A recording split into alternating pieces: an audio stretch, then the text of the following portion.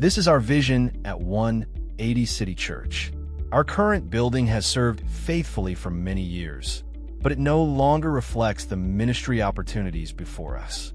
The project will allow us to increase sanctuary seating by approximately 100 additional seats, create a welcoming front lobby and cafe fellowship space, add a nursery and family restrooms, expand children's and discipleship classrooms, add offices for ministry and counseling, create a multi-purpose room for training and community use, upgrade the sanctuary platform, lighting, sound, and ministry support areas.